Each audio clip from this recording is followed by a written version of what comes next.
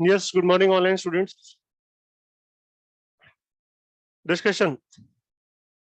Race निकालेंगे.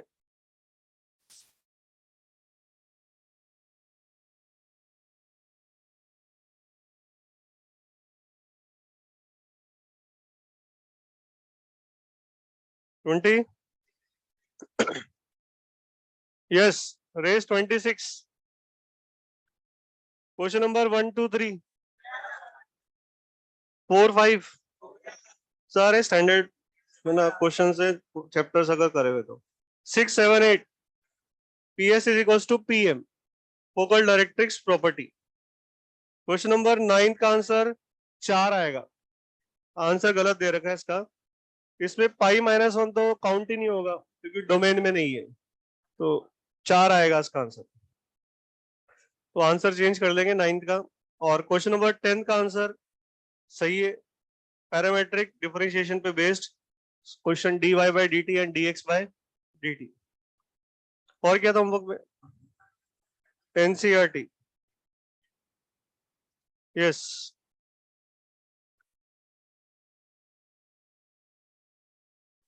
Ten 10.4 NCERT निकालेंगे.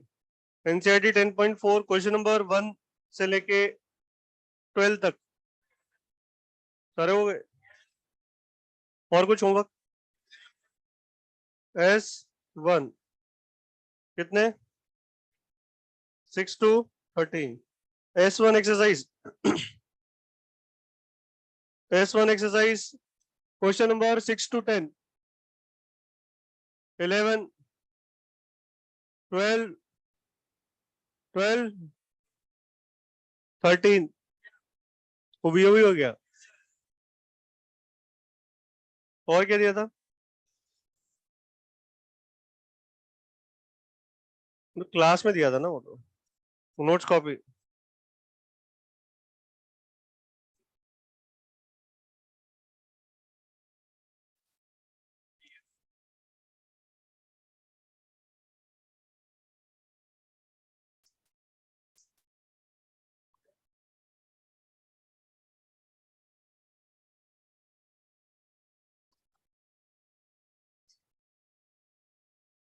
क्या था लास्ट वाला? A क्रॉस I का मैग्नीट्यूड का square plus A cross J magnitude का स्क्वायर प्लस A क्रॉस 2. ये तो लैग्रेंजेस लगा सकते हैं. या दूसरा ये है कि A वेक्टर को ही I कैप मान लें. ऑब्जेक्टिव टेक्निक से अगर अपन A वेक्टर को ही क्या मान लें? I कैप, तो भी 2 ही आएगा. और क्या दिया था? लास्ट क्लास का लास्ट पेज दिखाओ. क्वेश्चन दिखाओ.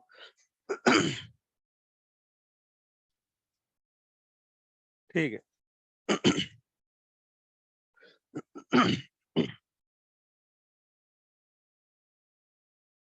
अगला क्वेश्चन लिखो. For non zero vector A, for non zero vector, notes पढ़कर आया ना सब लोग? हाँ. For non zero vector A, if A dot B is equal to A dot C and A cross B is equal to A cross C, then find relation between B vector and C vector. तो जो भी लोग notes copy पढ़कर आए, यहाँ पर एक line लिख रहा हूं, और अगर नोट्स पढ़कर आए तो उससे कोरिलेट हो जाएगा, है ना. ये इसको ऐसे लिख सकता हूं मैं, and this is nothing but A का डॉट B माइनस C के साथ 0 आया ना. अब दूसरी इक्वेशन को देखें तो A क्रॉस B लिखा हुआ है, उसको इधर लाके माइनस A क्रॉस C लिख दिया, वो भी 0 है. तो इसको ऐसे लिखता हूं मैं, A cross B minus C equal to 0. Last class में लिखा था एक ही वेक्टर का दूसरे वेक्टर के साथ डॉट और क्रॉस अगर दोनों जीरो है तो दोनों में से कम एक नल होगा। तो या तो ए नल होगा या ये नल होगा, लेकिन सवाल में लिखा हुआ है ए नल नहीं है। तो फ्रॉम वन एंड टू हम कह सकते हैं कि B vector minus C vector must be null vector, क्योंकि ए तो हो नहीं सकता, सवाल में लिखा हुआ है। और अगर A vector minus B vector null vector है, इसका मतलब है बी वेक्टर बराबर सी वेक्टर। ये रिलेशन हो गया। नहीं आया समझ में? अगला question, find R vector satisfying r cross b is equal to c vector cross b vector and r vector dot a vector is 0, where a vector is 2i plus k, b vector is I plus j plus k और c vector is 4i minus 3j plus 7k। इसको देखेंगे। इसको देखेंगे, ये एक अच्छा question है ये। यहाँ पर ये लिखा हुआ है R vector cross B vector minus C vector cross B vector बराबर नल वेक्टर। वापस से देख सकते हैं यहाँ पे कि R vector minus C vector cross B is null vector. दो वेक्टर का क्रॉस नल आता है तो क्या लिखाया था नोट्स पर? या तो ये नल या ये नल या वे वेक्टर कोलिनियर। तो यहाँ पर बी वेक्टर तो साफ दिख रहा है नल नहीं है, तो या तो ये नल, तो R vector minus C vector is null vector, और R vector minus C vector is collinear with B vector. ये दो संभावना बनती है, और ये संभावना का मतलब है कि R vector minus C vector is lambda times B vector. अब ये देखते हैं कि क्या आर वेक्टर सी वेक्टर हो सकता है। तो अगर ये ट्रू है तो इसका मतलब आर वेक्टर की वैल्यू सी वेक्टर हो जाएगी। क्या सी वेक्टर गिवन है सवाल में? अब हम देखते हैं कि क्या कोई और इक्वेशन है। इस इक्वेशन के अलावा ये भी इक्वेशन है।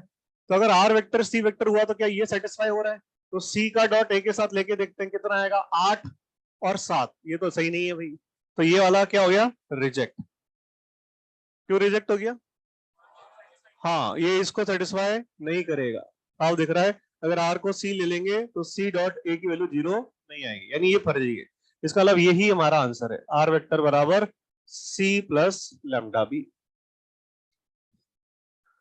तो यहां से आर वेक्टर की वैल्यू मिल गई तुम्हें। सी बराबर कितना था ये, 4i minus 3j plus 7k plus lambda times I plus j plus k.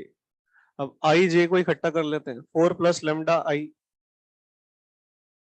Lambda minus 3j and 7 plus lambda के। ये आ गया आर वेक्टर। अब इसमें क्या अननोन है, लैम्डा। तो लैम्डा निकालने के लिए वही इक्वेशन आर डॉट ए।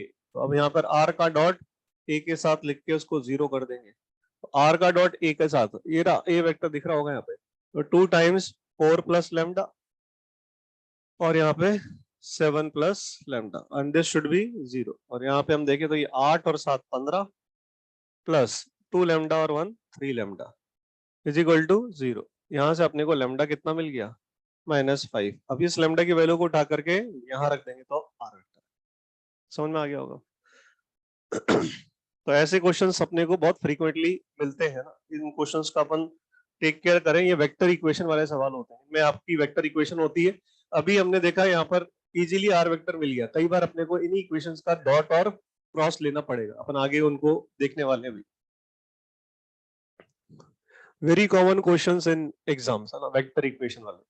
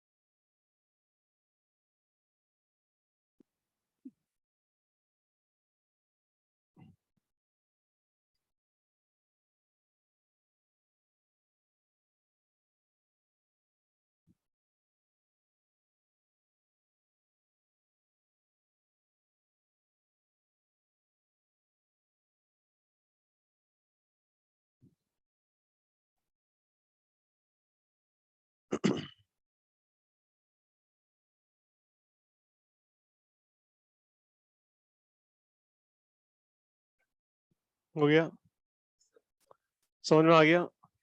ये समझ में आया कि ये रिजेक्ट क्यों हुआ? पूरी इक्वेशन की सारी इक्वेशंस को ध्यान से देखना चाहिए, कोई भी इक्वेशन को इग्नोर नहीं करना चाहिए। कई बच्चे इसमें आर वेक्टर बराबर सी वेक्टर लिख कर आ जाते हैं इररिस्पेक्टिव ऑफ द फैक्ट कि आर डॉट ए जीरो नहीं हो रहा है।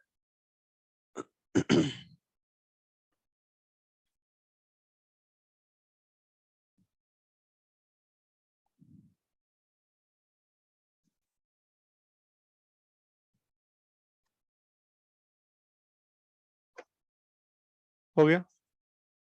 इधर देखेंगे, अगर मैंने पिछला लेक्चर में जो बोली थी लाइन, अगर वो याद घर पे आके वैसे ही करी या वैसे ही पढ़ा था, इन 3 लाइन को छोड़ दें, एबीसी क्या है?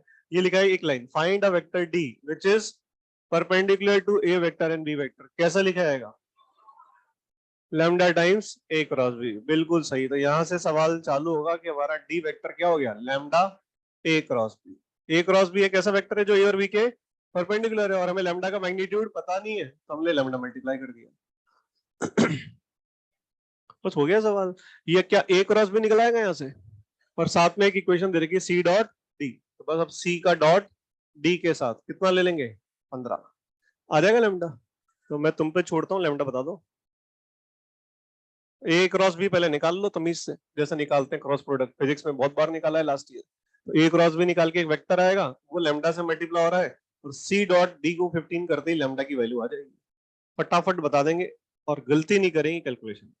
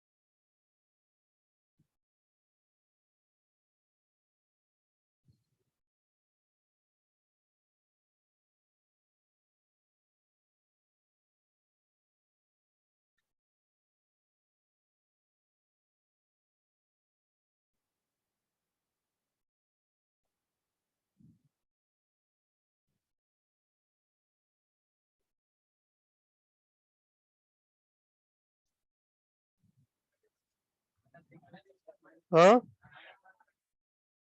फाइनल आंसर बताओ, डी वेक्टर बराबर क्या आ रहा है जल्दी। What is the final answer? यहां से लैम्डा की वैल्यू रख करके डी वेक्टर क्या आया? हाँ, माइनस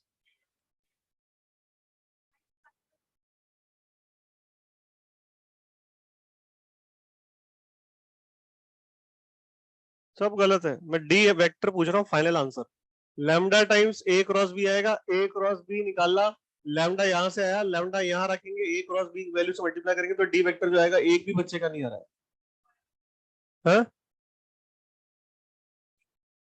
शर्म आना चाहिए सीरियसली।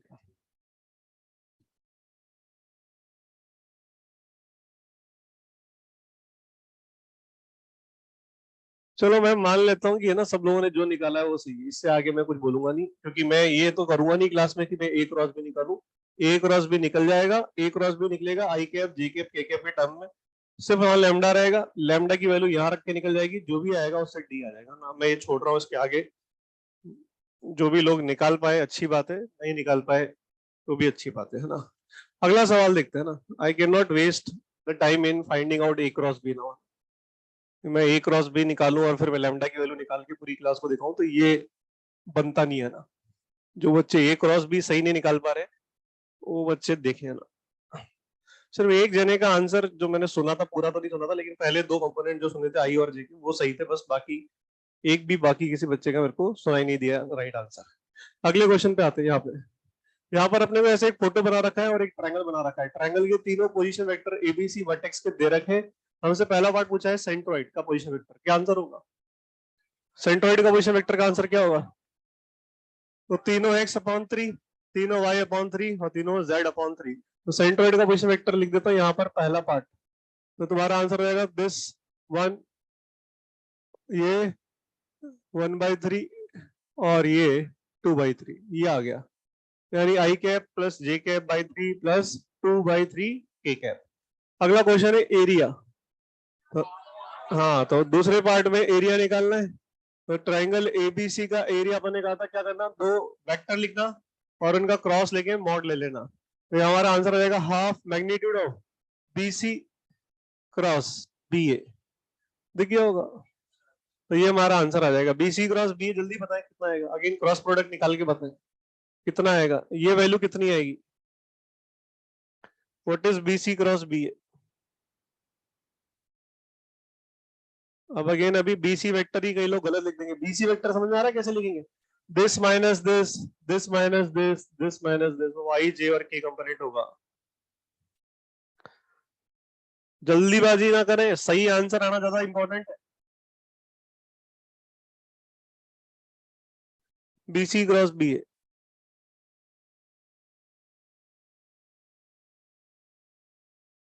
हाँ 2√3 एरिया नहीं, बीसी क्रॉस बी ए बताओ पहले। 8 आई कैप प्लस 4 जे कैप प्लस 4।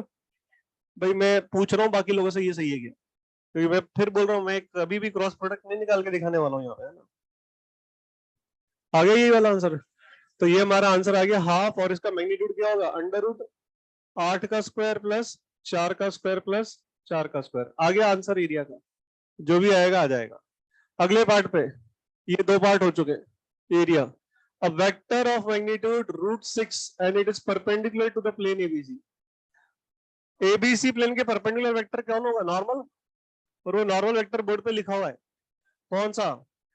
ये वाला, ये रहा नॉर्मल। बीसी क्रॉस बी से ये तो मिलेगा नॉर्मल वेक्टर है। तो इस डायरेक्शन में पहले यूनिट वेक्टर लिखे और फिर उसको किससे मल्टीप्लाई कर दे? √6। तो हमारा तीसरे पार्ट का आंसर, थर्ड पार्ट का आंसर, हमारा आंसर होगा √6 इंटू ये वाला वेक्टर 8 आई कैप प्लस 4 जे कैप प्लस 4 के कैप अपॉन इसका magnitude 8 square plus 4 square plus 4 square. अब दो वेक्टर होंगे यूनिट वेक्टर, एक आउटसाइड और एक इनसाइड। ए क्रॉस बी बाहर, तो बी क्रॉस ए अंदर। तो यहाँ पर क्या लगा देंगे? प्लस और माइनस। ये हमारा फाइनल आंसर आ गया। तीसरा पार्ट हो गया। चौथा पार्ट, फोर्थ पार्ट में लिखा length of altitude from the vertex से, यानी वर्टेक्स ए से इस पे जो परपेंडिकुलर गिरेगा वो बताओ। तो मेरे यहाँ से ट्राइंगल का एरिया दिख रहा है, तो ट्राइंगल का एरिया होता है हाफ बेस इंटू हाइट। तो बीसी की लेंथ बेस हो गई, तो हाफ बेस इंटू हाइट से ऑल्टीट्यूड आ जाएगा। तो फोर्थ पार्ट के लिए हम बोल सकते हैं H will be equal to triangle का एरिया हाफ इंटू बीसी की लेंथ इंटू हाइट। तो हाइट की वैल्यू कितनी हो गई? 2 डेल्टा अपॉन बीसी। और ट्राइंगल का एरिया निकल चुका है ये रहा, और बीसी भी अपन निकाल सकते हैं बीसी की लेंथ। ये हमारा हाइट आ गया। दूसरा, इस क्वेश्चन में खास बात थी जो तुम लोगों ने नोट नहीं करी।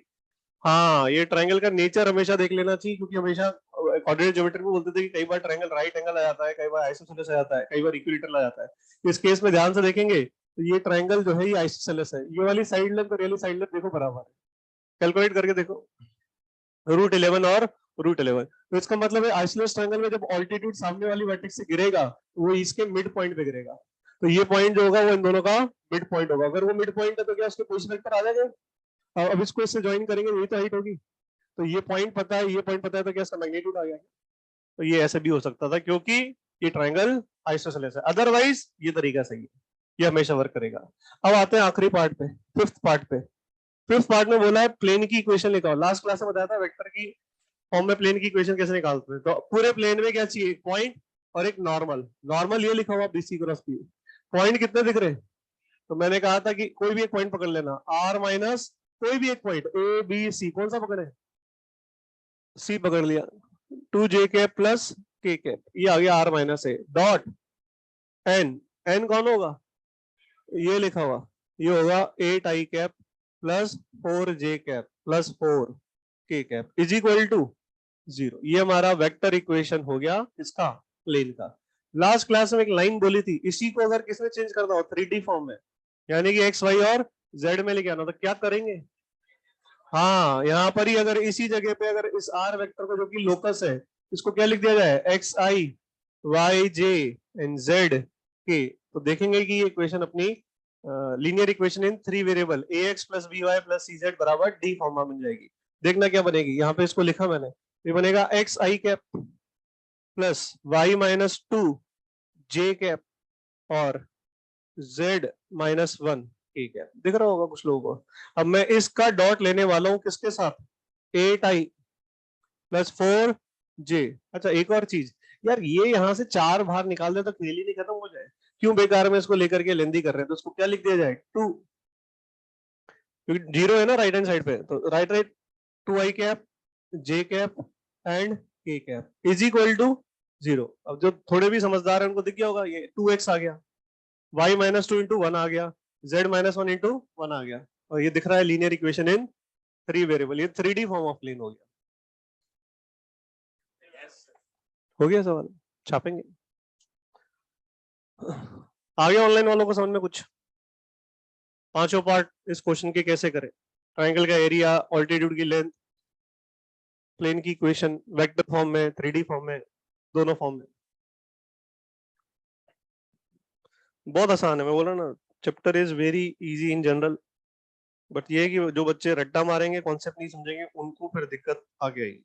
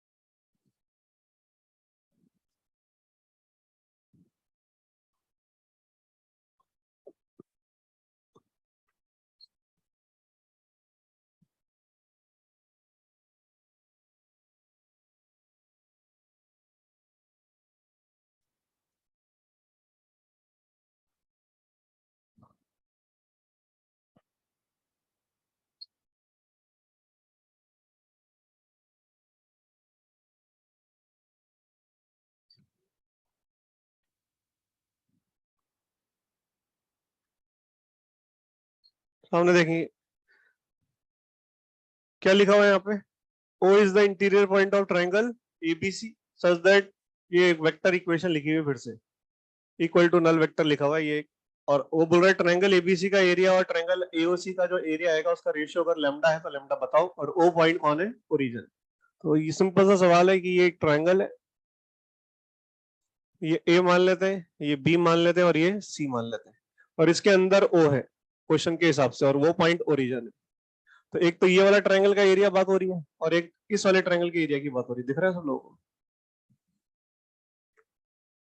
सवाल पढ़ रखा है ना सवाल। ट्रायंगल एबीसी का एरिया मतलब बड़ा वाला ट्रायंगल का एरिया, और एओसी का एरिया मतलब ये वाले ट्रायंगल का एरिया, और ये दोनों का एरिया का रेशियो कितना है, लैम्डा।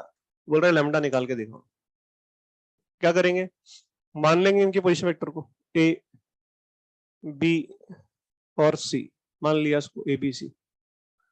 जो भी लोग कॉपी पढ़ रखे, जिन्होंने लास्ट क्लास के नोट्स पढ़े, एबीसी का एरिया लिखने का डायरेक्ट तरीका बताया था, अगर पोजीशन वेक्टर पता था ऐसे घूम जाएंगे एंटी क्लॉकवाइज, तो मॉड आ जाएगा A cross B plus B cross C plus C cross से, ऐसा बताया था लास्ट क्लास में। तो ये तो हो गया हमारा ट्रायंगल एबीसी का एरिया। और अब हम ट्रायंगल एओसी के एरिया की बात करें, तो एओसी बन रहा है इन दोनों एडजेसेंट साइड से, तो ये वाला वेक्टर कौन हो गया सी, और ये वाला वेक्टर कौन हो गया ए, क्योंकि ये ओरिजिन है। तो ये वाला सी वेक्टर है और ये वाला वेक्टर ए है, तो इस ट्रायंगल का एरिया क्या हो गया, half magnitude of C cross A या ए क्रॉस सी, कुछ भी लिख दो। अब इसका एरिया अपने को लैम्डा दिया हुआ है। अब ये कैसे निकालें, क्योंकि यहाँ पर तो हमारे को कोई भी डेटा गिवन नहीं है, ना हमें ए बी सी के बारे में पोजीशन वेक्टर दे रखा है। अगर वो दे रखा होता तो सवाल हो गया था। अब एक ही इक्वेशन है जिसके साथ काम करना है, तो अगर कोई भी बच्चा इस सवाल को यहाँ पे आके देखेगा तो उसको एक ही चीज समझ में आएगी कि यहाँ पर एबीसी का एरिया और अगर एओसी का एरिया डिवाइड किया जाए तो हाफ हाफ तो कट जाएगा। ऊपर अपने पास रहेगा एक तो ए क्रॉस बी, बी क्रॉस सी और एक सी क्रॉस ए, मैग्नीट्यूड, और नीचे आ जाएगा magnitude of C cross A. अब कुल मिलाकर के यहाँ पर जो भी समझदार बच्चा होगा वो ये जानता है कि अगर ये चीज कुछ कांस्टेंट आ रही है तो ये तभी संभव है जब इसी तरह का एक्सप्रेशन पूरा ऊपर बन जाए, ताकि ये वाला टर्म ऊपर नीचे कट जाए और फिर वो अपन वैल्यू निकाल पाए।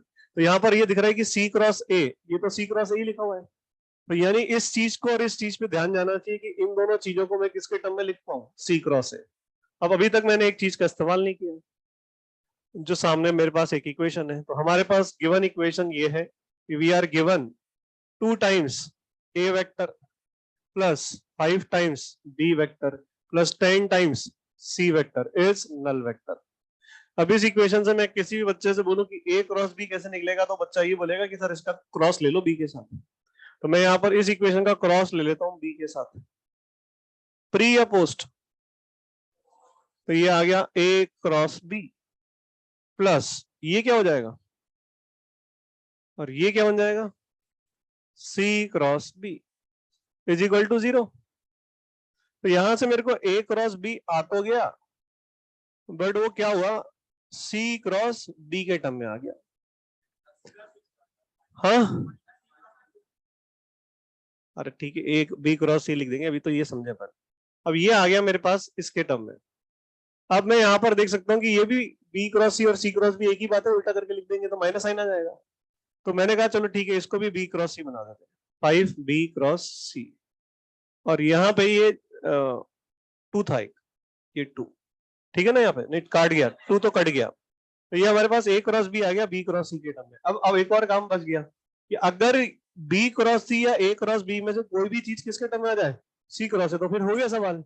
अभी जैसे अपन ने यहाँ पे किसके साथ क्रॉस लिया था, बी के साथ, अब एक बार ऐसा करते हैं कि सी के साथ क्रॉस ले लेते हैं। तो इसी इक्वेशन का फिर से क्या करा मैंने, क्रॉस लिया।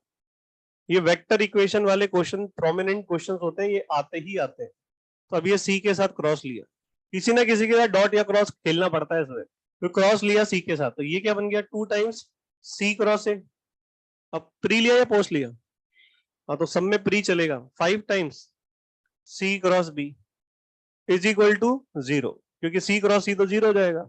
अब हो गया सवाल, ध्यान से देखे तो कैसे हो गया कि मैं यहाँ पर देख सकता हूँ कि मेरा बी क्रॉस सी वेक्टर आ चुका है, ये टर्म उधर जाएगा तो ये बनेगा माइनस का सी क्रॉस बी, उसको उल्टा करके लिख दिया बी क्रॉस सी, और बी क्रॉस सी की वैल्यू कितनी आ गई, 2/5 टाइम्स सी क्रॉस ए। कुछ समझ में नहीं आया, अब काम हो चुका है, क्योंकि बी क्रॉस सी अगर सी क्रॉस ए के टर्म में आ गया तो इस वाली इक्वेशन के अंदर इसको क्या बोल दें, इक्वेशन नंबर कुछ 1 बोला था कि अभी तक बोला था 1 2 बोला था, इसको क्या बोल दें 3।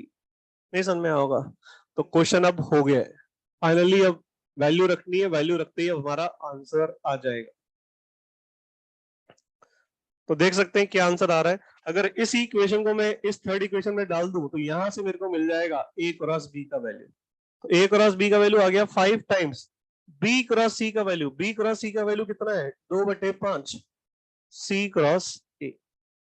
तो देख सकते हैं ये 5 और 5 कट जाएगा, तो ए क्रॉस बी कितना आ गया 2 टाइम्स सी क्रॉस है। अब ये यहाँ पे अगर रख दिया जाए तो आंसर आ गया, ये आ गया तुम्हारा 2 टाइम्स सी क्रॉस है प्लस बी क्रॉस सी की वैल्यू कितनी थी 2/5, 2/5 टाइम्स सी क्रॉस है प्लस ये भी सी क्रॉस है और नीचे भी सी क्रॉस ए का मैग्नीट्यूड। अब दिख रहा है साफ साफ एक स्टूडेंट को कि यहाँ से 2 प्लस ये यानी 3 प्लस 2/5, ये तो बाहर आ जाएगा, और ऊपर इफेक्टिवली सी क्रॉस ए का मैग्नीट्यूड और नीचे भी सी क्रॉस ए का मैग्नीट्यूड। और ये दोनों कट जाएंगे, तो फाइनल आंसर हमारा ये आ जाएगा, दैट इज 17/5। ये मेरा फाइनल आंसर। आगे क्या ऑनलाइन वालों को समझ में क्या करा है यहाँ पे?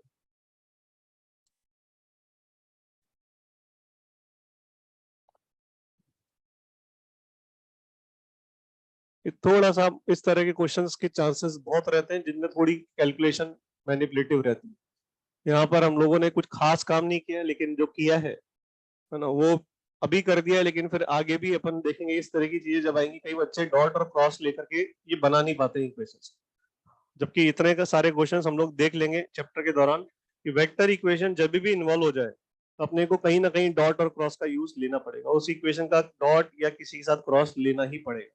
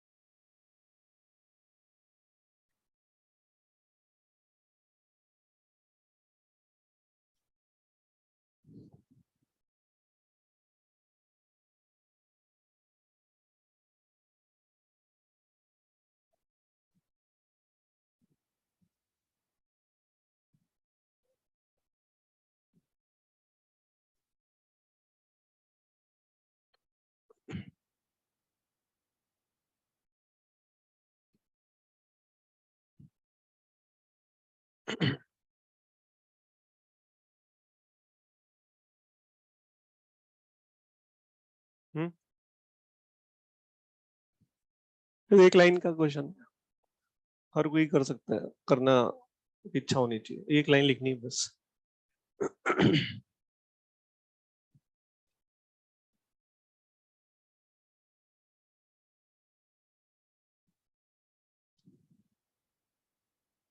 हो गया। इसका ज्योमेट्रिक इंटरप्रिटेशन क्या होगा? ये तो मतलब सीधे सीधे दिख रहा है, एलएचएस को देखें तो आरएचएस के बराबर दिख रहा है साफ साफ, ए माइनस बी का cross, A cross A plus B के साथ। तो साफ दिख रहा है ए क्रॉस ए 0, फिर एक आएगा ए क्रॉस बी, और एक आएगा माइनस का बी क्रॉस ए, और फिर से बी क्रॉस बी 0। हो गया प्रूफ। माना जिनको थोड़ा बहुत वेक्टर आता है उनको दिख गया होगा कि ये तो हो गया proof, hence proof this is RHS के बराबर, हेंस प्रूफ। सवाल ये नहीं है, ये तो कोई भी मतलब एनसीईआरटी तैयारी करने वाला बच्चा भी लिख देगा, इसमें तो कुछ है ही नहीं। ज्योमेट्रिकल इंटरप्रिटेशन से क्या समझेंगे? हाँ, मतलब ये देख करके पैलोग्राम का एरिया याद आता है, और ये उस पैलोग्राम के डायगोनल वेक्टर्स है। हम कहना ये चाह रहे हैं कि अगर एक पैलोग्राम बनाया जाए ऐसे, और मान लें कि ये वाला वेक्टर उसका ए वेक्टर है और ये वाला वेक्टर उस पैलोग्राम का बी वेक्टर है, तो ए क्रॉस बी यहाँ जो लिखा हुआ है ये वेक्टर एरिया लिखा हुआ है, और उसका ये हो गया डबल। तो ये कहना चाह रहे हैं कि इसी पैलोग्राम के अगर ये डायगोनल वेक्टर को ले ले, जो कि ये ए और बी है, तो ये वाला ए प्लस बी हो जाएगा, और इस तरह से ये वाला वेक्टर हो जाएगा हमारा ए वेक्टर माइनस बी वेक्टर। हम कहना ये चाह रहे हैं कि इसके दो डायगोनल्स की जो साइड लेंथ है, इन्हीं को इस्तेमाल करके एक नया पैराग्राम बना दिया जाए।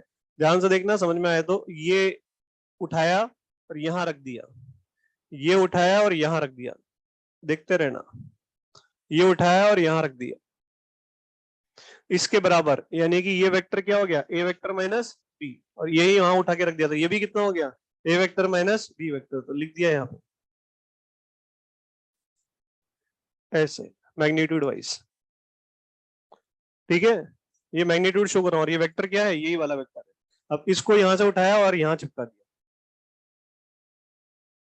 ये वेक्टर कौन हो गया, ए वेक्टर प्लस बी वेक्टर। दिख रहा है, एक बड़ा पैलोग्राम बन गया। तो ये जो पैलोग्राम बना, ये इस गिवन पैलोग्राम के डायगोनल वेक्टर के इस्तेमाल से बना।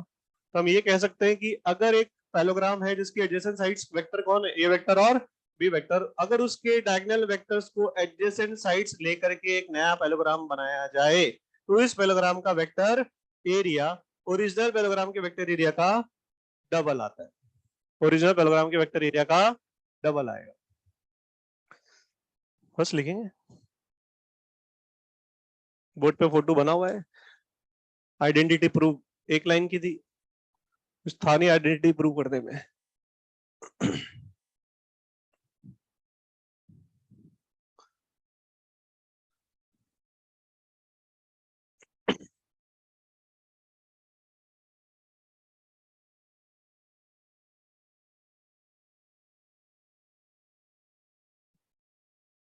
ये हमारा ए माइनस बी वेक्टर है, इसको हटा दो यहां से, पैराग्राम है, इसको भी थोड़ा सीधा बना दो।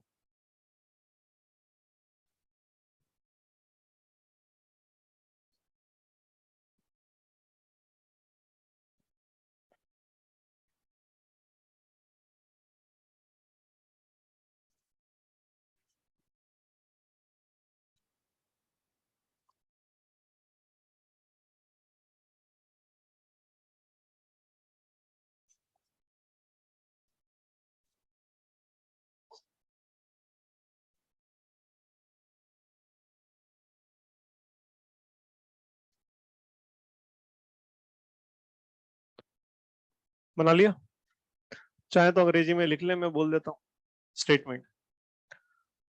The vector area of a parallelogram,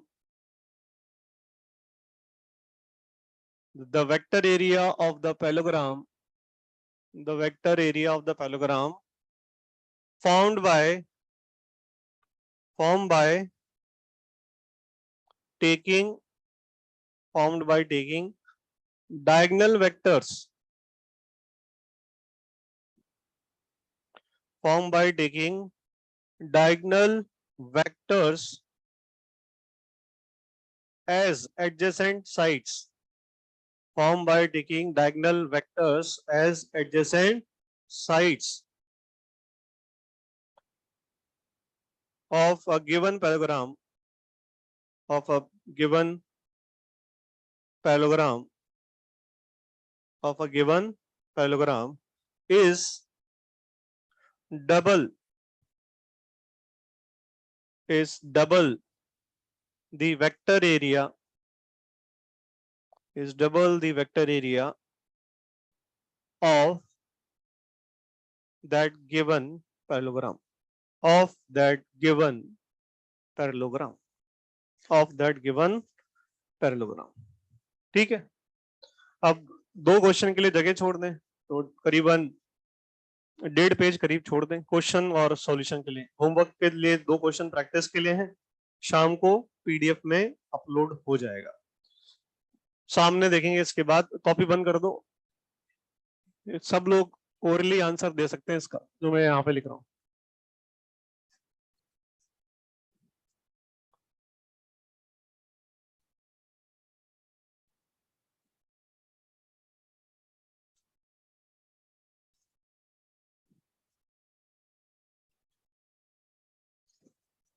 shortest distance का क्वेश्चन है, एस डी। शॉर्टेस्ट डिस्टेंस को शॉर्टकट में अपन एस डी कहते हैं। Shortest distance between two parallel line, दो लाइन है जो आपस में पैरेलल है। तो मान लेते हैं ऐसी दो लाइन से, ये लाइन L1, ये लाइन L2। मान लेते हैं ये लाइन है आर वेक्टर बराबर बी प्लस लेमडा पी, और ये लाइन है आर वेक्टर बराबर ए प्लस म्यू टाइम्स पी। क्या लाइंस पैरेलल दिख रही है क्या? कैसे पहचाने? डायरेक्शन वेक्टर सेम है ना, तो दिख रहा है।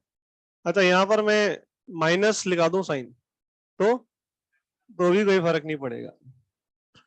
ठीक है, अब मेरे को इनके बीच का शॉर्टेस्ट डिस्टेंस निकालना है। एओडी चैप्टर पढ़ा था। शॉर्टेस्ट डिस्टेंस कॉमन नॉर्मल के लॉन्ग लाई करता है। कॉमन नॉर्मल कैसी लाइन होती है? जो दोनों के म्यूचुअली परपेंडिकुलर, तो ये वाला डिस्टेंस शॉर्टेस्ट होगा। कैसे निकाल सकते हैं? सामने ही आंसर लिखा हुआ है, थोड़ा सा मतलब सोच लेना फिर बोलना तो शायद दिख जाए।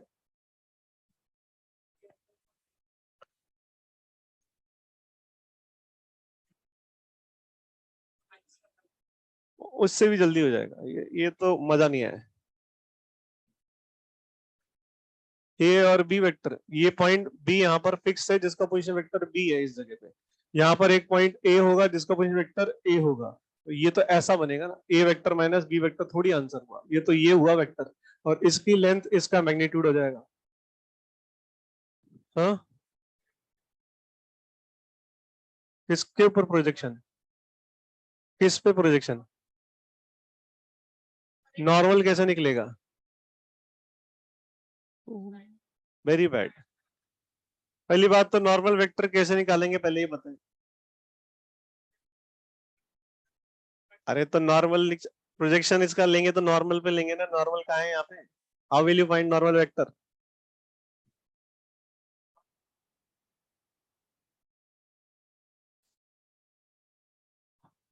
हाँ, कुछ भी नहीं करना था, एक लाइन लिखनी है, देखो सामने सब इतना लंबा लंबा मेथड बता रहे हैं जिसको करने में खुद ही छोड़ देंगे बीच रास्ते में। ये लेंथ कितनी हुई? हाँ, और ये वेक्टर क्या हुआ? ये वेक्टर क्या है? ये vector A vector minus B vector है ना, इसको ऐसे शो कर दो। ये वेक्टर जो बना, ये vector A vector minus B vector होगा, और ये साइड लेंथ कितनी हुई? ए माइनस बी का मैग्नीट्यूड। हमें कौन सा डिस्टेंस चाहिए? ये वाला, यही तो होगा ना शॉर्टेस्ट डिस्टेंस। ये angle theta. Answer is mod of A minus B sine theta. खत्म। और वही तो बता, प्रोजेक्शन प्रोजेक्शन कर रहे हो। हाँ, रहने दो, है ना। प्रोजेक्शन प्रोजेक्शन ले लेंगे। प्रोजेक्शन लेने के लिए क्या चाहिए? नॉर्मल वेक्टर चाहिए। मैंने नॉर्मल वेक्टर कहाँ लिखा है यहाँ पे? ये थीटा हो गया। चलो छोड़ो छोड़ो, ये किसके बीच का एंगल है? ये थीटा। ये वाला वेक्टर और ये वाला वेक्टर, तो ये वाले वेक्टर का डायरेक्शन क्या है? पी है, तो थीटा भी निकला है। ध्यान से देखेंगे कैसे निकला है। ए माइनस बी, अबे भाड़ में जाओ, पी के साथ क्रॉस लूंगा, साइन थीटा दिख रहा है मेरे को वहां पे। तो A minus B is equal to this. किसको क्या लिखेंगे? ए माइनस बी का मैग्नीट्यूड, पी का मैग्नीट्यूड इनटू साइन थीटा, और एक एन कैप आएगा। आप एन कैप को हटाने के लिए पूरी तरफ मॉड लगा दिया, तो एन कैप का मैग्नीट्यूड क्या हो गया? 1। ये आंसर आ गया, और ये लिखा तुम्हारा मॉड ए माइनस बी और साइन थीटा, ये वैल्यू यहाँ उठा के रख दे, तो डी का आंसर आ गया। D is A vector minus B vector का क्रॉस पी के साथ जो होगा उसका magnitude divided by magnitude of P vector. The answer. खत्म, छाप लो।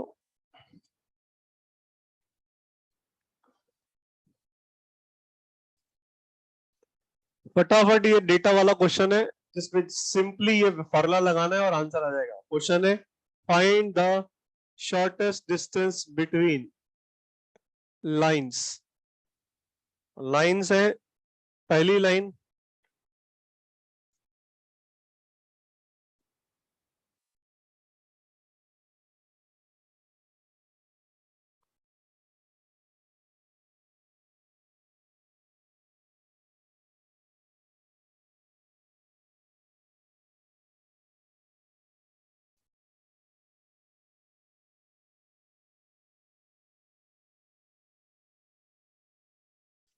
क्या इसको देख करके दिख रहा है लाइंस पैरेलल है? क्या इस डेटा को देख करके कोई पहचान लेगा लाइंस पैरेलल है? तो सिंपली ये फॉर्मूला लगाना है जो सामने लिखा हुआ है। सामने फॉर्मूला है shortest distance between parallel lines का, सिंपली फॉर्मूला लगा के आंसर निकालना बाकी बस।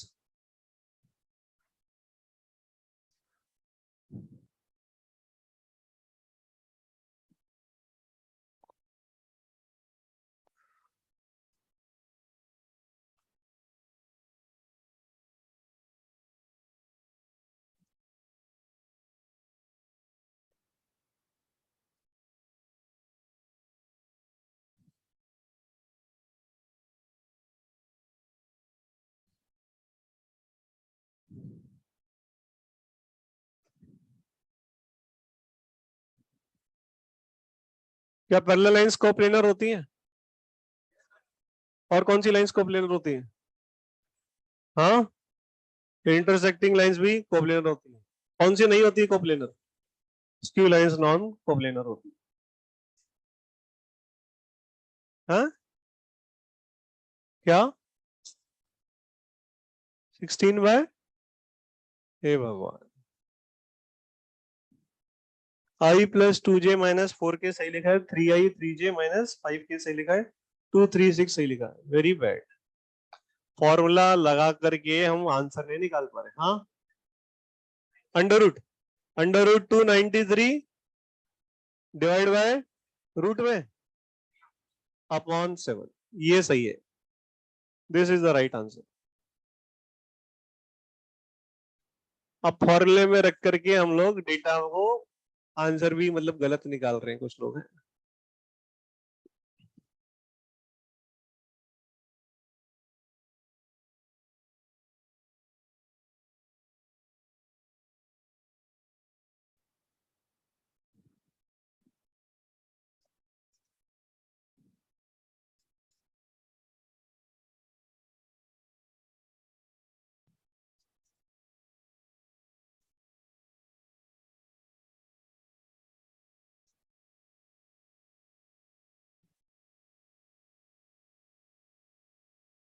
अबे कैसे लोग यार, ये होगा पी वेक्टर, ये लिखा हुआ है, इसमें से इसको घटा के क्या आ जाएगा ए माइनस बी वेक्टर का पी के साथ क्रॉस लेके उसका मैग्नीट्यूड लेना है और पी वेक्टर का मैग्नीट्यूड नीचे डिवाइड होगा। मतलब मेरे को लगता है लोगों को क्रॉस प्रोडक्ट नहीं निकालना आता। अभी इससे पहले भी एक सवाल के अंदर क्रॉस प्रोडक्ट आधी क्लास पता नहीं क्या निकाल रही है, कुछ लोग क्या निकाल रहे हैं, लोगों को पता नहीं फिजिक्स में कैसे क्रॉस प्रोडक्ट निकाले लास्ट ईयर, भगवान जाने।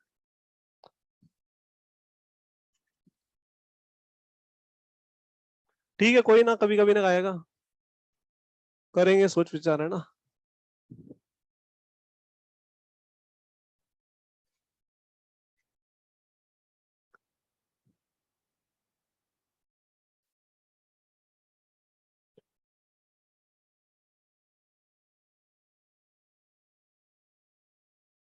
नेक्स्ट, अब ये थोड़ा सा समझना पड़ेगा, है ना, ये इतना आसान नहीं है क्योंकि विजुलाइज करने में बच्चों को वेक्टर में बनेगा ना, हर भी बच्चा विजुलाइज करने में कंफर्टेबल होता नहीं है।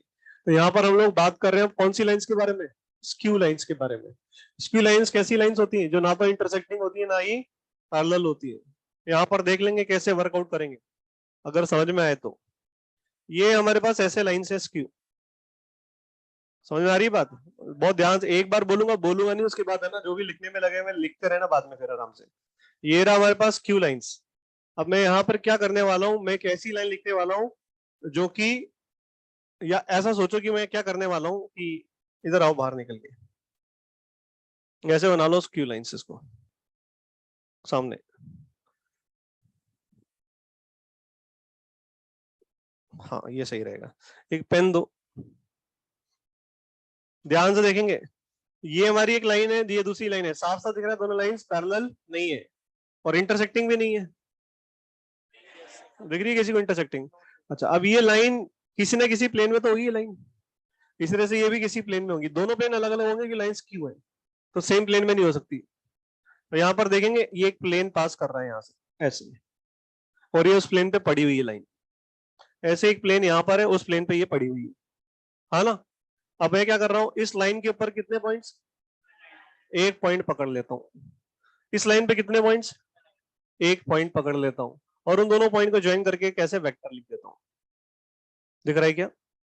अब हमारा शॉर्टेस्ट डिस्टेंस क्या होगा, इसका प्रोजेक्शन किस पे, एक ऐसे डायरेक्शन पे जो दोनों की म्यूचुअली परपेंडिकुलर, क्योंकि वही तो कॉमन नॉर्मल होगा। तो मैंने क्या करा, दोनों लाइन पे एक पॉइंट पकड़ के क्या लिख दिया, एक वेक्टर, और अब मैं इस वेक्टर का क्या लेने वाला हूं, नॉर्मल पे प्रोजेक्शन। अब नॉर्मल कौन सी लाइन होगी, जो इसके भी परपेंडिकुलर और इसके भी परपेंडिकुलर। इस लाइन का डायरेक्शन वेक्टर पता है क्या, इसका पता है क्या, तो वो डायरेक्शन क्या होगा जो इन दोनों के परपेंडिकुलर होगा, इन दोनों के डायरेक्शन वेक्टर का क्रॉस।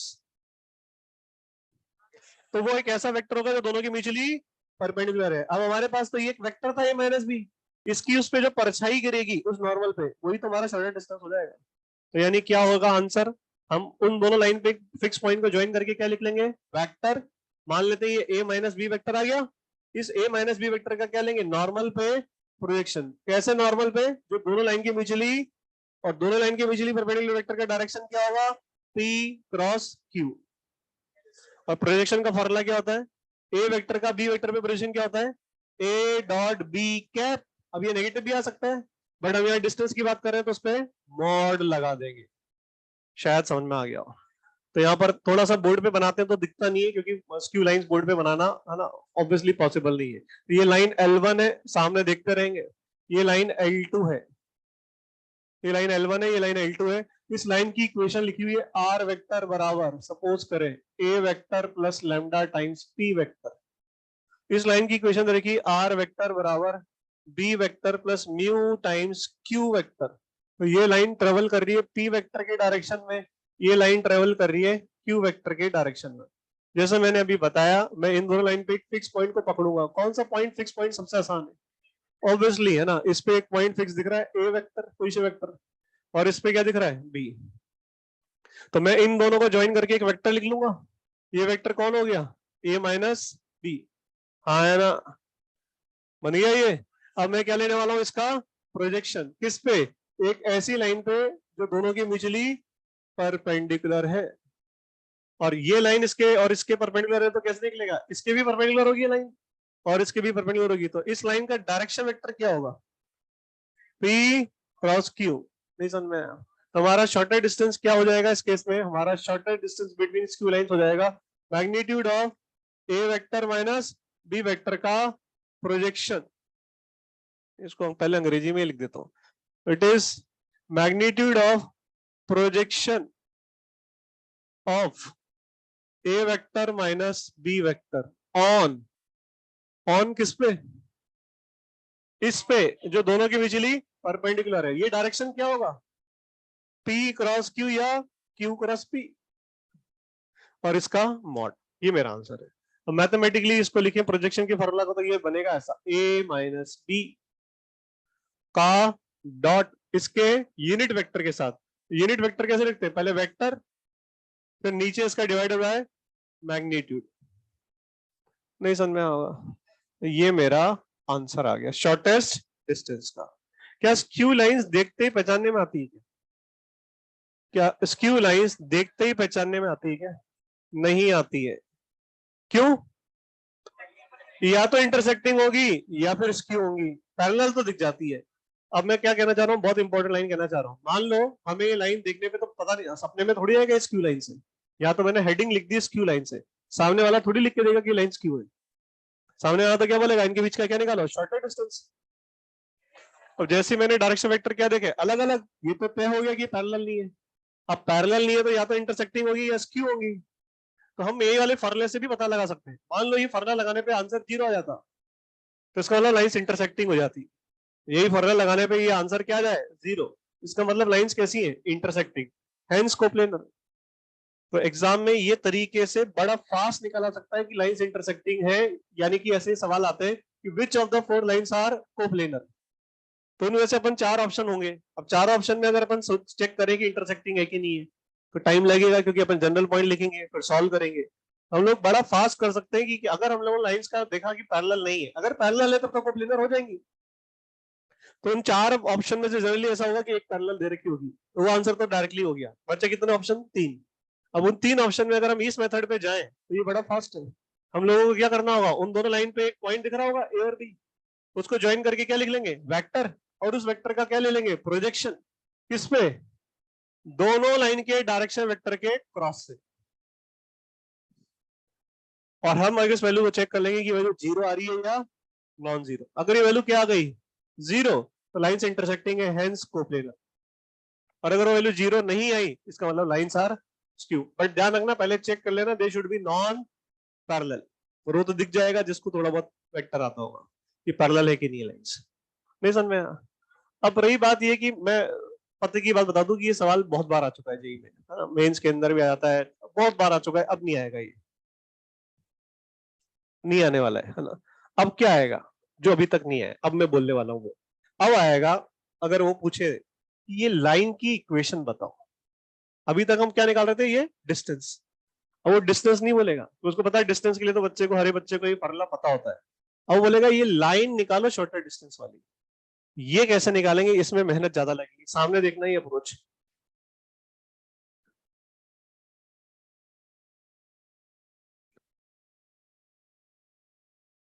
ये पूरी पूरी संभावना है ना कि इसको अपने को देखने को ही मिलेगा। ये हमारे पास सेम काम करना है, बट मेहनत डबल हो जाएगी। अब ये लाइन की इक्वेशन थी A vector plus lambda P, ये हो गई लाइन की इक्वेशन आर वेक्टर बराबर B vector plus mu times Q. ठीक है, मैं निकालना चाहता हूं ये ऐसी लाइन जो दोनों के म्यूचुअली परपेंडिकुलर, ये तो चाहता हूं तो मैं निकालना ये। अभी अगर मुझे डिस्टेंस निकालना था तो ये फास्ट है, बट इस डिस्टेंस से लाइन तो नहीं आएगी मेरे पास, ये डिस्टेंस आएगा सर।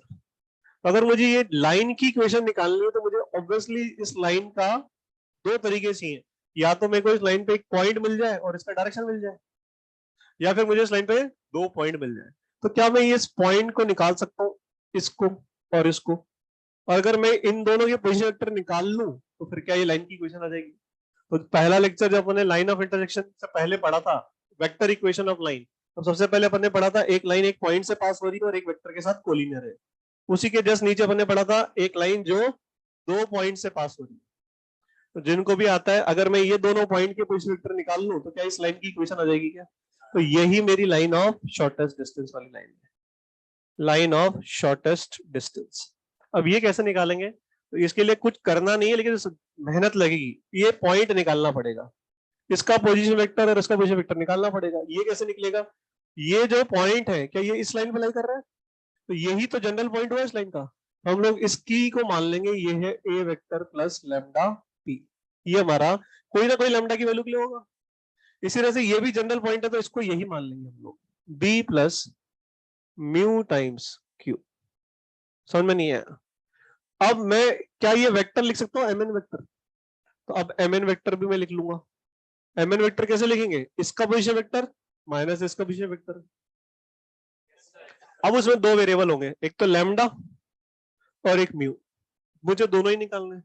तो मैं इस पॉइंट की ज्योमेट्रिकल प्रॉपर्टी से देखूं तो ये जो वेक्टर बना, ये 90 डिग्री बना रहा है, इधर भी 90 डिग्री बना रहा है। किसके साथ? इस लाइन के साथ। और लाइन का डायरेक्शन वेक्टर कौन? पी और क्यू। तो अगर मैं एम एन वेक्टर का डॉट किसके साथ? पी के साथ देखूं तो जीरो होगा। और इसी तरह से मैं एम एन वेक्टर का डॉट क्यू के साथ भी देखूं तो वो भी जीरो होगा। और इन दोनों इक्वेशन को सॉल्व करके मुझे लैम्डा और म्यू मिल जाएगा, क्योंकि मुझे लैम्डा और म्यू में दो इक्वेशन मिल गई। और लैम्डा और म्यू आ गया तो यहाँ वो लैम्डा रख दूंगा तो एन का पोजीशन वेक्टर आ गया, यहाँ वो म्यू रख दूंगा तो एन का पोजीशन वेक्टर आ गया। और अब मेरे पास एक लाइन पे कितने पॉइंट आ गए? दो। तो मैं vector equation passing through two points लिखना शायद जानता हूं। हो गया।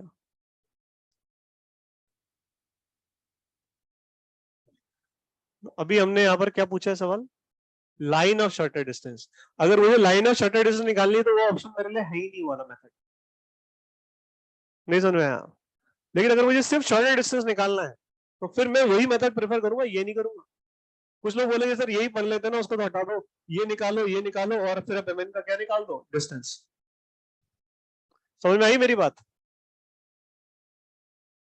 हाँ हाँ भाई, वो तो पता ही है सब लोगों को ये चॉकलेट किस लिए बट रही है ना? तो नीट में फर्स्ट रैंक की वजह से मिल रही है। इधर देखेंगे भैया ना, मिल जाएगी सबको, है ना? मैं क्या कह रहा हूँ कि कुछ लोग बोलेंगे कि एम और एन तो निकल ही जाएगा सर इससे, तो आप क्या करो, एम और एन के बीच में क्या लगा दो, डिस्टेंस फॉर्मूला, तो वही आपका शॉर्टेस्ट डिस्टेंस भी हो जाएगा। तो क्या ये शॉर्टेस्ट डिस्टेंस निकालने के लिए बेहतर है या वो बेहतर? वो बहुत फास्ट है, लेकिन अगर मुझे लाइन ऑफ शॉर्टेस्ट डिस्टेंस निकालना है तो फिर मुझे ये मेहनत करना पड़ेगा। तो अगर मान लो पैराग्राफ आ गया एग्जाम में और उस पैराग्राफ में दो पार्ट है कि पहले तो शॉर्टेस्ट डिस्टेंस बताओ और एक ये लाइन की इक्वेशन बताओ, फिर क्या करोगे? फिर तो यही लगाएंगे, क्योंकि जब लाइन ऑफ शॉर्टेस्ट डिस्टेंस निकालनी है तो फिर एम और एन निकालना ही पड़ेगा, और एम और एन आ जाएगा तो एम एन वेक्टर का क्या निकालेंगे, मॉड। लेकिन अगर कोई बोले एग्जाम में कि सिर्फ शॉर्टेस्ट डिस्टेंस बताओ, तो फिर वो नहीं समझ में आया क्या बोला मैंने? समझ में आया तुम लोगों को? पता नहीं कितनों को समझ में आया, लेकिन खत्म हो गया है ना। आप बस एक क्वेश्चन लिखेंगे आई जे कैप के वाला और आंसर निकाल के खुश हो जाएंगे।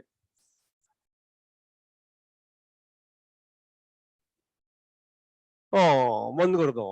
हाँ बंद कर दो, क्या है उसमें? कोई कोई तो करेगा बंद, तुम ही कर दो, इसमें क्या है? ऑनलाइन वालों को कुछ हवा लगी क्या? ऑनलाइन वालों के लिए क्या है ना, देखो तुम लोग डिजिटली पढ़ रहे हो, तो तुम लोगों के लिए डिजिटली तुम्हें अभी शायद पता नहीं चला होगा, लेकिन तुम्हें डिजिटली अभी फील आ जाएगी। ये हुआ है अभी क्लास में, और पता है ये दूसरी बार हुआ है, तुम्हें और बताऊं मैं अच्छे से। ये दूसरी बार हुआ है, ये थोड़े दिनों पहले भी हुआ था, 5 तारीख को भी हुआ था क्या? तो ये 5 तारीख को भी हुआ था, और ये अभी भी हुआ है, और ये अभी एक दो दिन बाद फिर होगा। तो जो ऑनलाइन वाले बच्चे ना, उनको डिजिटली मेरी तरफ से भाई देखो यही हो सकता है ना। तुम लोग को इतना बोला है कि आ जाओ क्लास में बैठ के पढ़ लो, लेकिन तुम लोग तो आते ही नहीं हो, तुम तो घर पे बैठ के पढ़ रहे हो। तुम्हारी कई लोगों की तो मतलब शक्लें वकले भी नहीं देखी एक बार भी, है ना? तो आओ एक बार क्लास में, एक दो चैप्टर के लिए तो आओ आखिरी में।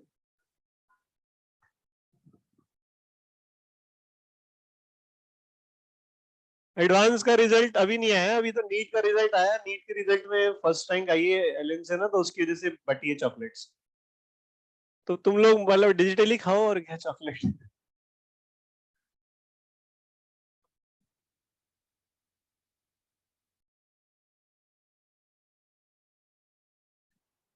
जी सर।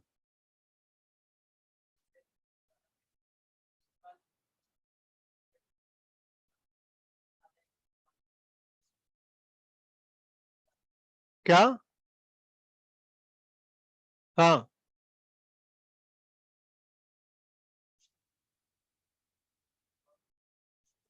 हाँ हाँ, वो वेक्टर मिलेगा, लाइन थोड़ी मिलेगी। हम यहाँ लाइन की बात कर रहे हैं। Unit vector multiplied by magnitude करते हैं तो हमें उस डायरेक्शन में वेक्टर मिलता है, लाइन थोड़ी मिलती है।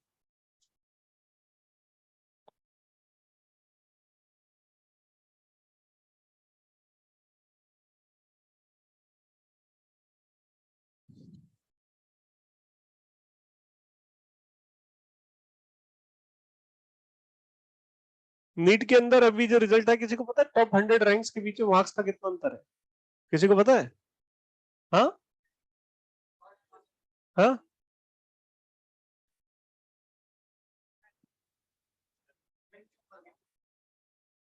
कितने मार्क्स का? 0 मार्क्स का अंतर है? मतलब ये ये बहुत बड़ा वाला है एक्चुअली।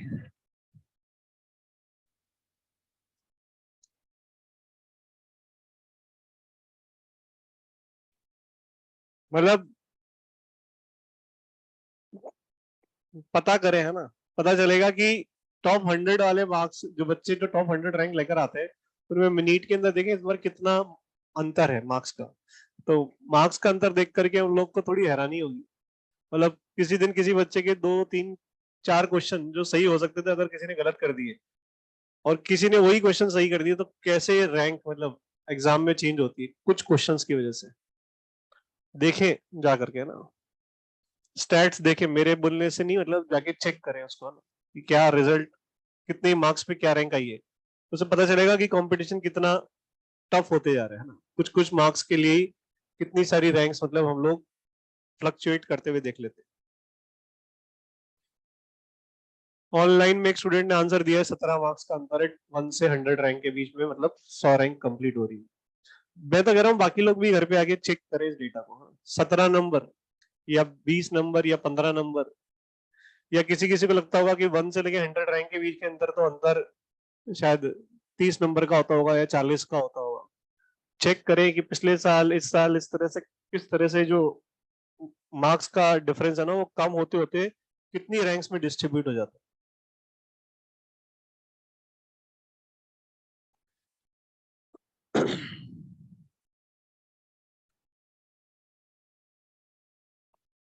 मैं तो टॉप, मतलब हमेशा मानता हूँ कि टॉप 100 में जो भी बच्चे आते हैं ऑलमोस्ट सब बराबर है, ऑलमोस्ट बराबर है। बस किसी दिन किसी का दिन बहुत अच्छा हो जाता है तो वो 1 आ जाता है कि उस दिन उसका दिन थोड़ा सा खराब हो जाए, या कुछ क्वेश्चन वो जो सही कर सकता था वो गलत कर दे, तो वो 90 100 ऐसे आ जाता है, ऑलमोस्ट बराबर। कैलिबर वाइज बोले तो बराबर ही होता है।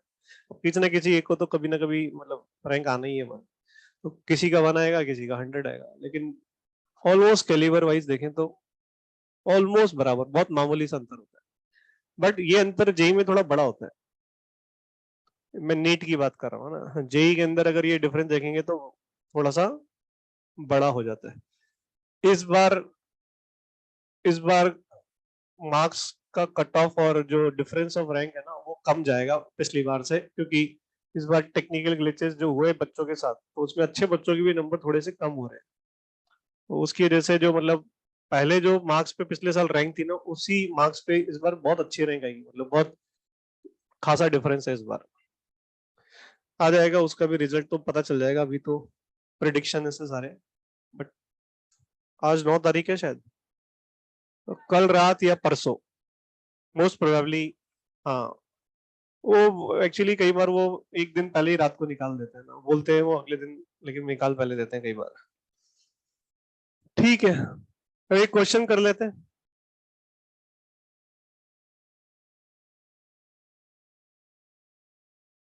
भाई ऐसा है कि जब टेक्नोलॉजी का आप, ये एक स्टूडेंट कह रहा है कि सर टेक्निकल ग्लिचेस तो हमारे साथ तो किसी के भी साथ हो सकते हैं, और सीधी सी बात है जो हमारे पास ऑप्शन है उस समय में वो करना चाहिए। कई बच्चों ने दिमाग खराब करके पेपर खराब कर लिए, तो रह गए वो लोग। और जो लोगों ने सोचा कि यार ये मेरा फेथ है, जो हो रहा है ये मैं इसके साथ ही पेपर को करूं जितना कर सकता हूँ, तो उन लोगों ने पेपर को करा, तो वहां पर बच्चे ने अपना टेम्परमेंट लूज नहीं किया। तो ये तो टेक्नोलॉजी का आप यूज लोगे तो कभी वो थोड़ा सा हो सकता है कि मतलब अपने को प्रॉब्लम भी क्रिएट कर दे, तो कई बच्चों के साथ हुआ। कई बच्चों ने अपना टेम्परमेंट लूज कर दिया कि यार ये तो मेरे को इतना बड़ा जूम हो रहा है, मैं तो सवाल ही नहीं पढ़ पा रहा हूँ, ये कोई मतलब है क्या। तो वो उन्होंने अपना पेपर उस समय टेम्परमेंट लूज करके खराब कर लिया। और कई बच्चों ने सोचा यार ठीक है अब जो है सो यही है, तो उन्होंने बड़ा क्वेश्चन था तो उसको कैसे भी करके लिखा, अपने क्वेश्चन भी लिखा पेपर पे, फिर लिख करके उसको सॉल्व किया। और ये बच्चों ने ये भी काम किया, तो उन्होंने कितना ध्यान से अपना मतलब देखते हुए कि भाई मेरे फ्यूचर की बात है, आगे क्या होगा क्या नहीं होगा इस पे तो हम रिलाई कर ही नहीं सकते। कई बच्चों ने बोले यार ये तो गलत है, मेरे साथ हो रहा है, ये हो रहा है वो हो रहा है, अब अगली बार फिर से पेपर कंडक्ट होएगा, हम सुप्रीम कोर्ट में आके पिटीशन फाइल कर देंगे, है ना। अभी बता दूं मैं तुम लोगों को इस पे, शायद फाइल करा कुछ 12 13 बच्चों ने, है ना, और सुप्रीम कोर्ट ने आईटी से जवाब मांगा तो आईटी ने साफ मानने से मना कर दिया है कि ऐसा हमारी तरफ से कुछ भी नहीं हुआ है, हमारे एंड से। आईआईटी मुंबई ने सीधे मना कर दिया है कि हमारी तरफ एंड से ये कुछ भी नहीं है ऐसा, जो कि झूठ है ना।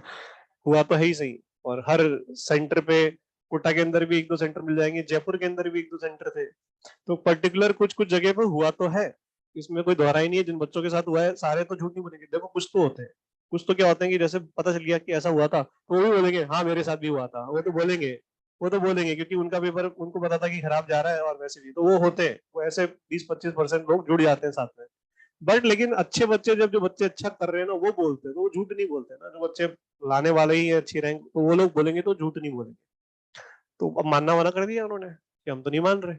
अब अनटिल लेस कि अब आज कुछ और हो जाए, ये तो कल परसों तो रिजल्ट आ जाएगा, एक बार रिजल्ट आ गया तो खत्म, दी एंड। तो ये चीजें वो अपने को भी सीखने को मिलता है कि हमारे साथ भी अगर ऐसा हो तो हमें अपने टेम्परमेंट लूज नहीं करना चाहिए। जो हमारा बेस्ट बन सकता है उस समय हमें वो काम कर देना चाहिए। क्वेश्चन डेटा वाला, find shortest distance between lines.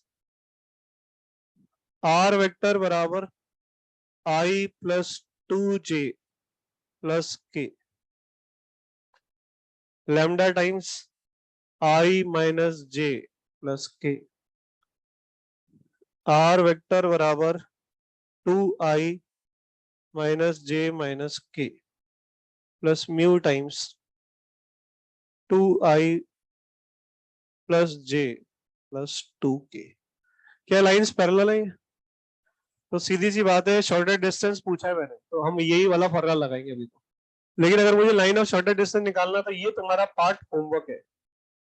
क्या होमवर्क है? घर से सोच के लाओगे तुम। Also find line equation of line of shortest distance. तो मेरे को पता है कि मैं जैसे ही घर के लिए दूंगा 15-20 बच्चे ही ईमानदारी से इस मेथड को एम लेंगे, इसको एन लेंगे, और फिर लैम्डा और म्यू निकाल के एम और एन की पोजीशन वेक्टर निकाल के लाइन लिखेंगे। लेकिन ये दिया भी उन्हीं के लिए है ना, क्योंकि मैंने कहा ना ये आ सकता है। अब ये तो बहुत बार आ गया है, तो ये वही लोग करेंगे जिनको एक्चुअली मतलब उम्मीद है।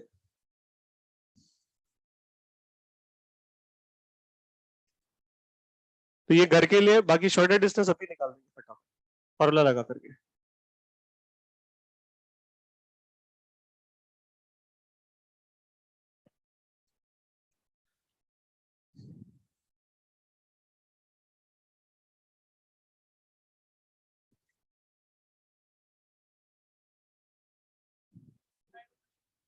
3/√2 करेक्ट। शॉर्टेस्ट डिस्टेंस आएगा 3/√2।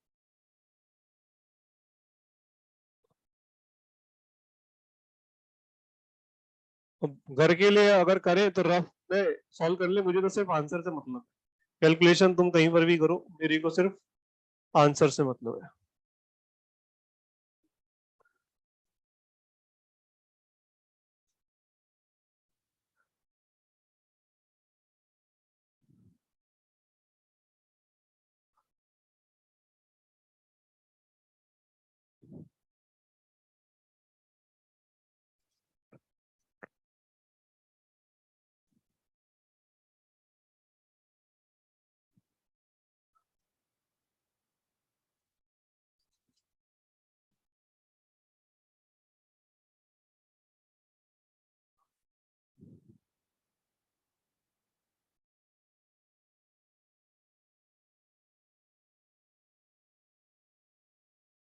सामने देखिए, ठीक है, जिनका आना था आ चुका है। 3/√2 आंसर है ना। ये देखेंगे यहाँ पे, इनमें से कौन कौन से जो वेक्टर्स या जो भी मैंने बोर्ड में लिखा है ये मीनिंगलेस है, जिसका कोई मीनिंग नहीं है।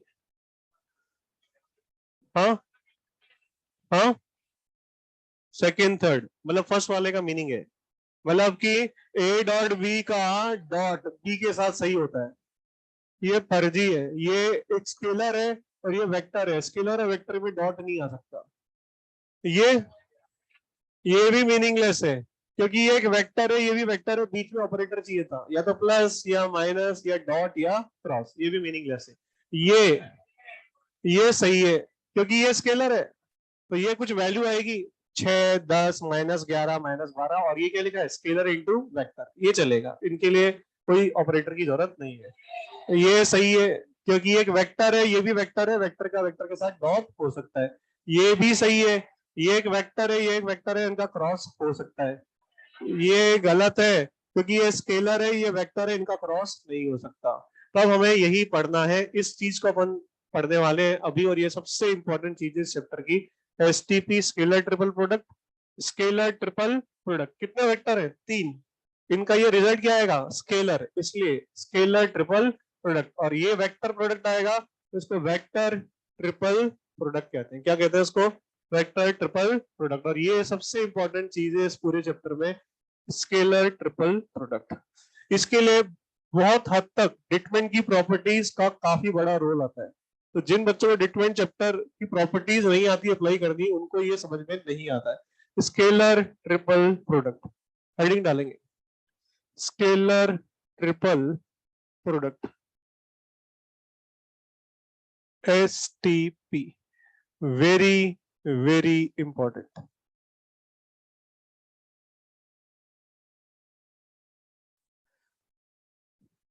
A cross B dot C।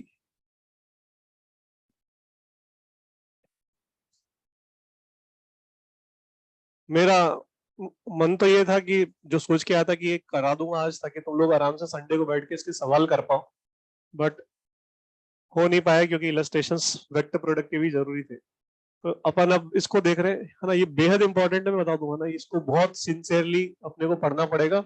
और इसके लिए फिर बोल रहे हो डिटरमिनेंट का काफी अच्छा यूज आना चाहिए, स्पेशली प्रॉपर्टीज का। तो ये जो लिखा हुआ है इसको मैं ऐसे लिख सकता हूँ। सबसे पहले ए क्रॉस बी को देखें, तो ए का मैग्नीट्यूड, बी का मैग्नीट्यूड, साइन थीटा और एन कैप, ये बनेगा ए क्रॉस बी वेक्टर। अब इसका डॉट लूंगा मैं सी के साथ, this will turn out into A का मैग्नीट्यूड, बी का मैग्नीट्यूड, साइन थीटा।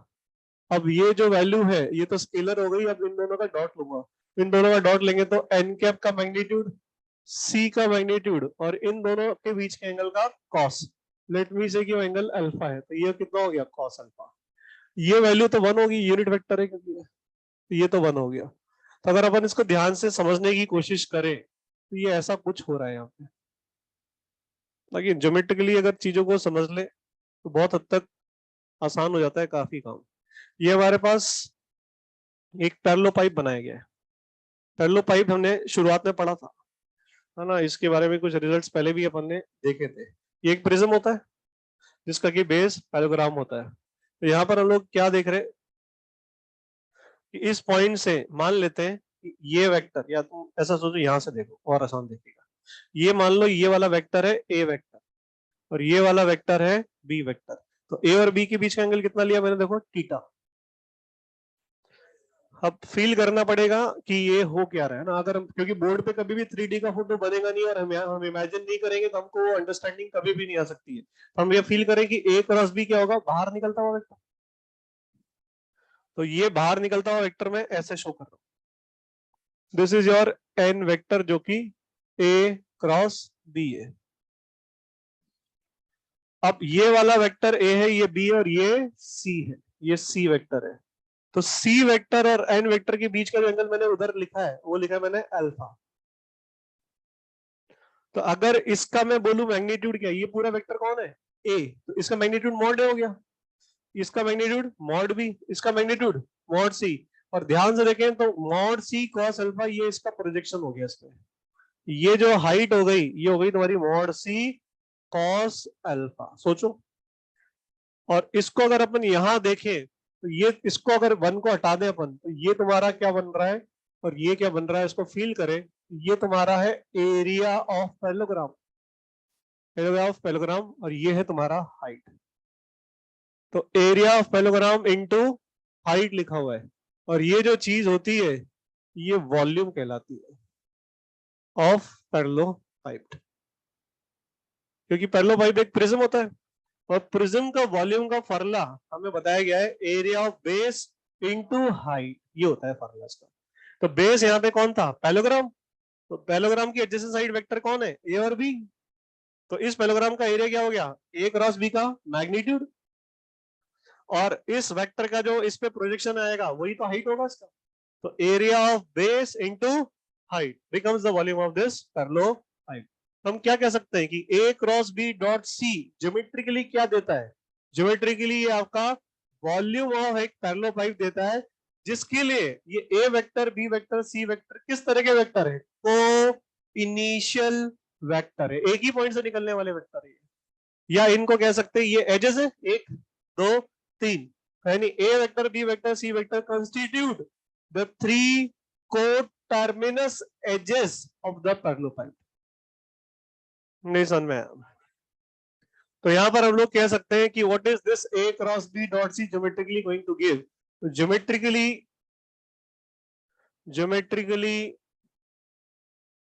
ए cross B dot C denotes, अच्छा ऑब्वियसली मैं वॉल्यूम बोलूंगा तो इसका नेगेटिव आया तो क्या लगा देंगे मॉड, तो denotes volume of पैरेललोपाइप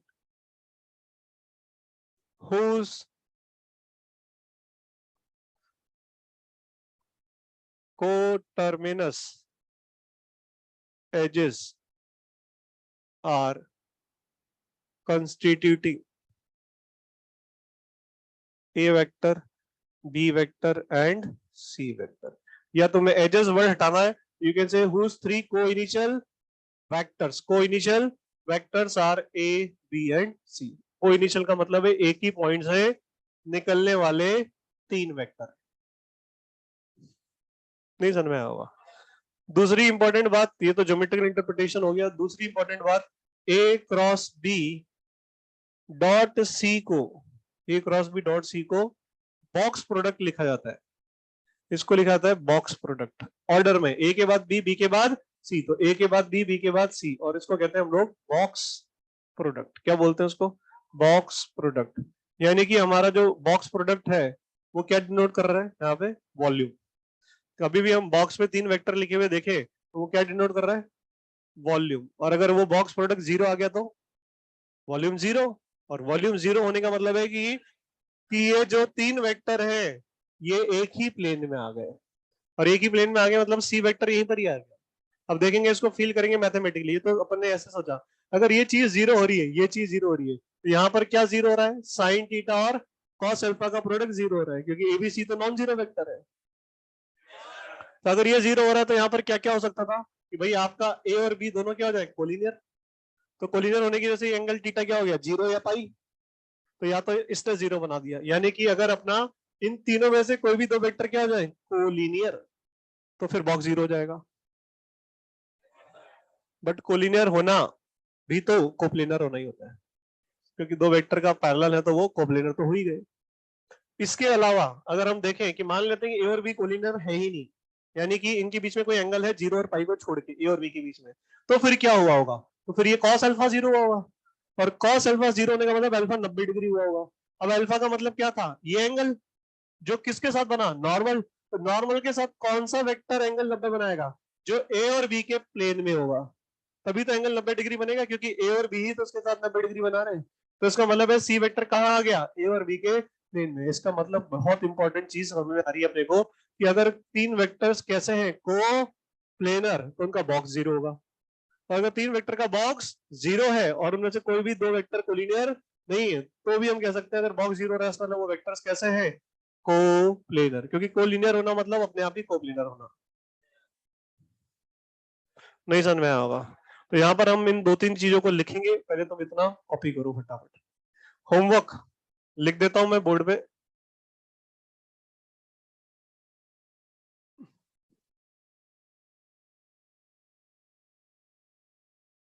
do your self आखिरी कौन सा दिया था? हाँ, 7 दिया था।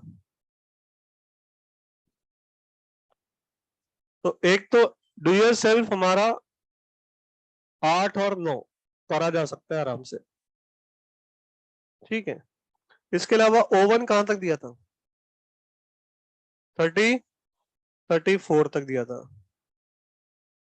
ओवन में हम 35 से, और मैं फिर बोल रहा हूँ ये कर लेना क्योंकि बहुत टाइट है। अगले टर्न पे हमारे अगले वीक में कितने लेक्चर है? 3।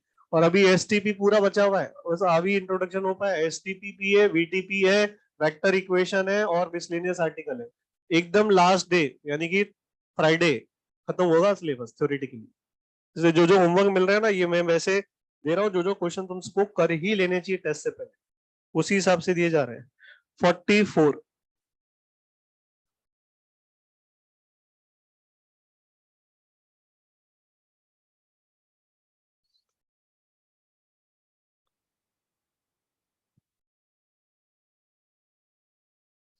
इसके अलावा 55, 57, 58, 59 66 ये हमारा O1 में से। O2 में कितना दिया अभी तक? कितना? 6 तक दिया है। तो O2 में क्वेश्चन नंबर 7 कर सकते हैं।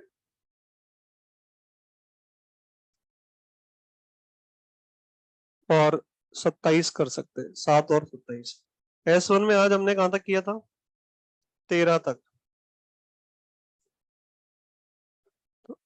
S1 में हम लोग 14 से लेके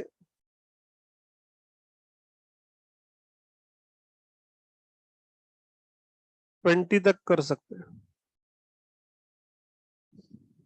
हम्म।